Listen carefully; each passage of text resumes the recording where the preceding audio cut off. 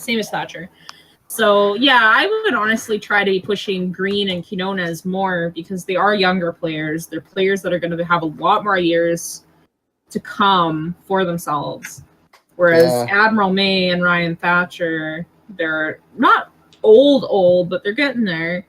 And they're definitely a team, and they don't have that many years left to them, and their creators aren't super active players or aren't super active, so it's harder to get those boosts that you want. Currently, all Bobby and Admiral are really doing are just sitting on the bench going, back in my day! That's more what Bobby's doing, but yeah. Back in my day, I didn't have to deal with players getting hit by buses! Bobby's sitting on the bench bullshitting with the old Flamingo guy. Yeah. Pretty much, yeah. But Can't remember that Flamingo's name, but I remember Lily him. Rose? No, the one that hit Kinney with a truck.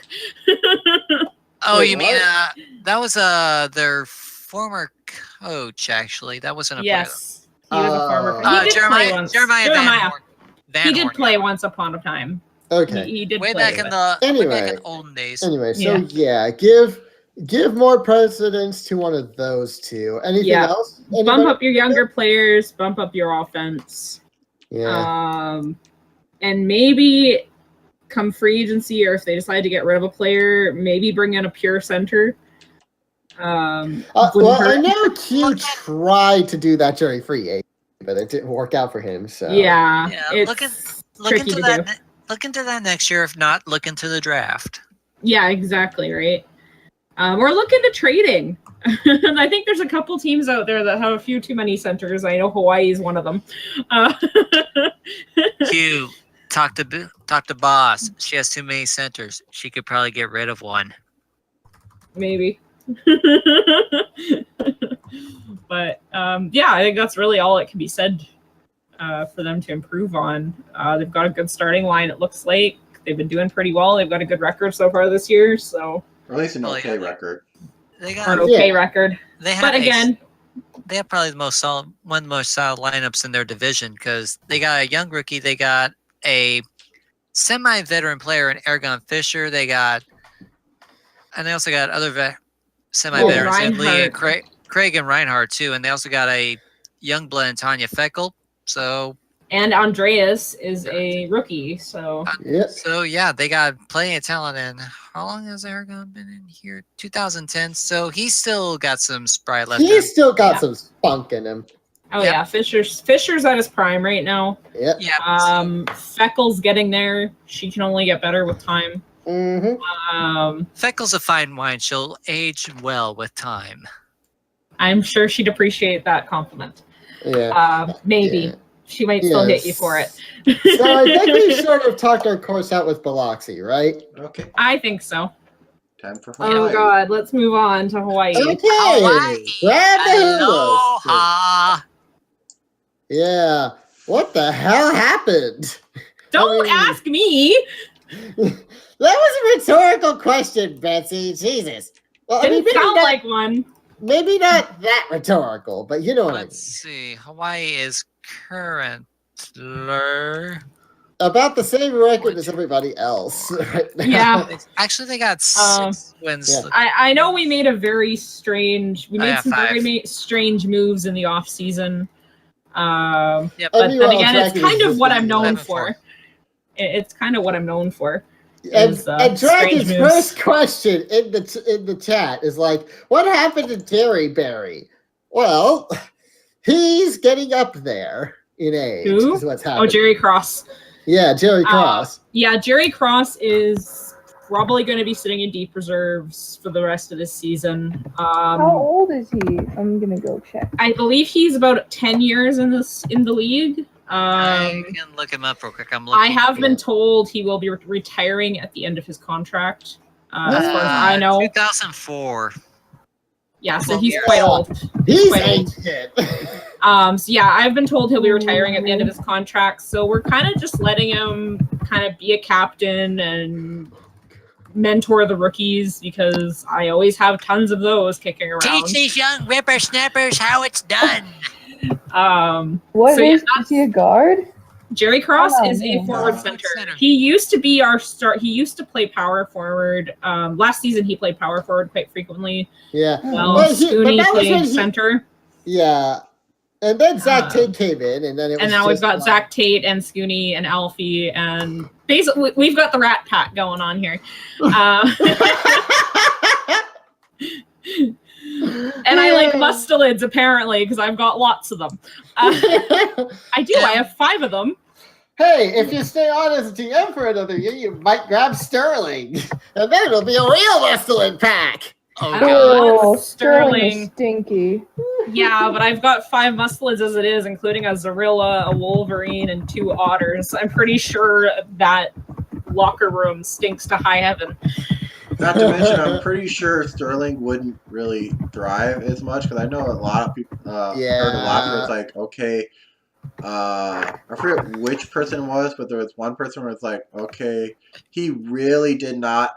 He was, I think it was Alphonse last year, where he was never really on the starter because he just never did well when he was starting, but he always did well if he was on bench. Yeah, it was Alfie that had that. Yeah, because, well, the thing with Alfie, though, is he gets a lot of his action eaten up by the big guys, right? Yeah. And, I mean, that's hard to be avoided. Now I've got JCK that's ramping up here, and Warren Doyle's actually doing me really well. I think I got a pretty even swap between Doyle and Feckle, so... Transfer all that over? Yeah, Warren Doyle's a really good pickup because I've said this before. When I coached Biloxi back in the heyday, Warren Doyle was amazing. I liked playing him on the starting lineup, but I got complaints from certain people. I shall keep nameless that they wanted their players to start over Warren Doyle. So I was like, fine, Doyle, okay. Looking you're at making a the mistake. What happened? I was wondering why Warren wasn't starting that much that season. I wanted Warren And to start. I apologize for all the numbers suddenly changing on you. That baffled the shit out of me. When I was grabbing over the numbers the first time, I'm just doing control over, but I don't have Sharp's numbers started, so it's like it stopped at there, and so I just grabbed only to the true shooting percentage, so I didn't grab any of the stats afterwards, so I went and just did that. That's fine. That's fine. I mean, balance-wise, I know my team's probably not the greatest at this point. I'm kind of all over the field. You're 5-4 right now, and you've had a 5-game winning streak from what I've seen in this. Yeah, like I think it might have just been bad. Well, didn't we have a 10-game winning streak last season, though? 8 whatever it was. actually. Like at the beginning of the season, we had like a massive winning streak. Yeah, that's true. It was like 11 games or something. And I think SAS finally broke us down. Yeah. I think you're just shaking out the preseason, postseason rust right now. You're getting things back into Kahuna shape. And I made a lot of changes, which is something that I don't normally do. I mean, I didn't get Tanya back. I didn't bring back Aurora. And I know lots of people are probably like, you're freaking crazy. Why didn't you bring back Aurora? And it's like, well, you know what? I had OOC reasons for not wanting to bring Aurora back. I was okay with letting her go. Okay. Yeah. And that's actually worked out okay for you because you've got quite a... I'm not complaining. I've got Doyle. I've still got JCK. And I know JCK isn't quite as good as Aurora, but I know because of his creator and I know because of his character, he has the potential to become really good. Yeah, and you also got some really good backup players too, like Monagoyak. You got Mike Lee, Tio Masilla. To be honest, Monagoyak has been disappointing me since I picked him up. Yeah. He hasn't been that great, Frattis. For being when I originally wanted him, I was excited because he was coming off of a victory. He was on the moon. I wanted to pick him up after the Moonshiners won their championship. That failed. SAS got him. And then I traded SAS for him. And I had high hopes for him because I'm like, this guy was pretty good when he was on the Moonshiners. But he hasn't been great. I mean, he's still sitting there in the bench, and I think he does okay. He can't be doing terrible, or Kings wouldn't be putting him there. Yeah, just leave him. I think just leave Monagoyak on the bench. But you also got 2 new players, and Tadley and the dog I'm not even going to pronounce because that. Yeah. Yashim and Yashim and God damn it! I can't see his full name on the. Hang on. Biashim Anadurdieu. Anadurdieu. That's what it was. Yeah. The one that Wendigo couldn't pronounce. It was cursing you like hell for. Yep. Yeah. So I mean, I'm pretty heavy on the forwards and the centers right now. I know that. But I only have Mika for 1 year. Garza's going next year. Cross is going next year. I might bring Garza back if he boosts up this year. I know he has made some improvements. His offensive rating is quite good. His defensive rating needs to improve. One thing I know is I thought wasn't Hawaii like a defensive team last year? Because this one, their defense is actually very lacking. Though I also want to point out, look at Scooney's PER. Wow. PR. Well, look at his offensive rating. What the shit is that? Well, look at his offensive rating, guys. He's a 137.5 defense or offense. Jesus Christ, Scooty's overpowered the shit. And by reference, I think JCK. I think Barrett's gonna be a prime target for the Nerf bat from Wendy when all. And by comparison, Umeji is only at 39. Wow. Yeah. Oh God. I sense a Nerf bat in Scooty's future. Not necessarily. Not necessarily. Not necessarily, no. Because if the team was running away with everything, then maybe. But yeah, but because everything's holding fairly even, I don't think he's going to get touched at this point unless Q specifically asks for him. That's fair, I guess. JCK is doing phenomenally. I don't expect a high defense on him. He's a 3-point shooter. He's on the level of like Sylvius and Ren still, where it's like you're mainly just expecting them to just crank out the points, and he has been. That. He has been. I know. I've been told Zach's not doing quite so well this season compared to last. He's not cranking out the points, but again, we got JCK and Scooney doing that. So yeah. And I think Zach Tate needs to have more poured into his defensive rating because it's actually quite low from what it looks like.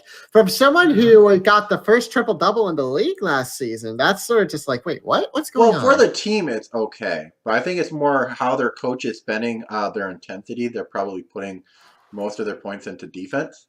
Because that is also another change for this year, in that putting points into your defensive rating actually has a lot bigger impact than it did last year. Yeah. So I think maybe the first order of business there is to get Zach Tate to get his defensive game back on point. Yeah, for sure. Yeah. Wow, look at the Tate right now.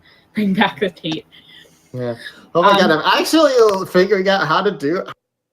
I would also like to talk to my coach to get some of these new players some more time as well. I'd like to see Weston and Kikian getting a little more time on the... Especially Weston. Kikian's actually got 132 minutes. Yeah. So she's got some, but Weston, I wanted him to get a little more minutes in, and so we could get a better feel for him. Yeah, like 15.8 is not nearly enough. Let the Froggy have some fun. Yeah. Well, that's what he said. Or she said. Shut up. Well, and I also brought in a guy like Weston, which actually isn't going to work, but Masalia is not getting any young. Well, Masalia is not very old, but he's still not very young either. I do need somebody to come up behind Masalia, and that's why one thing I can tried definitely to see they could Kikian potentially do. Because currently Hawaii had, well, I guess you have Mike Lee's in normal for it, but you have a big... as your bench 4 and 5, and a forward as your bench 4 and 5. Tio was drafted in 2007. Okay, so yeah, Tio is pretty old. He's getting there. He's 9. 9 years in the league. Oye, se pronuncia como Teo. No eso como el tío. Eso es por el tío Gonzo y tío Augie. I do not speak Spanish. Nor do I. No, Tio was the assist. Tio was the assist leader last year, but he's kind of on a team I think that lets him achieve that. But yeah, we've got a lot of forwards and centers sitting on our bench there, don't we?